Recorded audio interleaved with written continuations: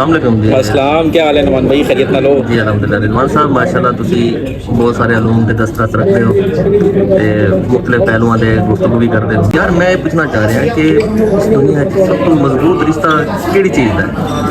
इनके भैन भरावां दा, दोस्तां दा, मतलब केड़ी चीज़ है जिहड़ी कि ऐसा इन्हां रिश्तिਆਂ ਨੂੰ बड़ा मजबूत रखती है? इस दुनिया से भाईजान जेड़ा सब तो मजबूत रिश्ता है ना, वो है मुफाद का। कॉन्फ्लिक्ट ऑफ इंटरस्ट की गेम है सारी।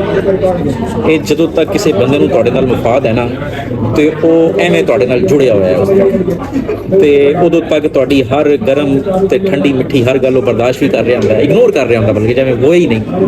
ते बड़ा कुछ तुसीं अगले बंदे दा जेड़ा उहदी क्लास भी लै रहे होंदे हो, सारा कुछ चल रहा होंदा नाल नाल, लेकिन वो महसूस ही नहीं कर रहा होंदा क्योंकि मुफाद वाबस्ता होंदा ना। थोड़ी छोटी छोटी गल्लां ते वो वैसे ही इग्नोर कर दिंदा, गलतियां ये वो सारा कुछ। ते जदों उहदा मुफाद तुहाडे कोलों खत्म हो जाता है, वो एक शायर कहता है कि जब उसे बाकी नहीं रहती ज़रूरत मेरी, दर्जनों ऐब मेरी ज़ात में आ जाते हैं। वो जो थोड़ी लोड़ नहीं ना रहनी बंदे नूं, तो तुहाडे उहनूं छोटी छोटियां गल्लां जिहड़ा ना नुक्स नज़र आने लग जाने ने कि यार वो सुनिया ना आटा गूंदी ते हिलदी क्यों है, तो वो वाली गल्लां हो जानियां ने कि यार ये हर गल ते तुहाडा कोई ना कोई ऐब पूरी, और वो रिश्ता आहिस्ता आहिस्ता आहिस्ता आहिस्ता खत्म होता रहेगा जो तक मफाद वाबस्ता ने। और ये मैं बड़ा अफसोस नाल गल करदा पिया कि ये हर तरह के रिश्ते ते अप्लाई होगा, हर तरह।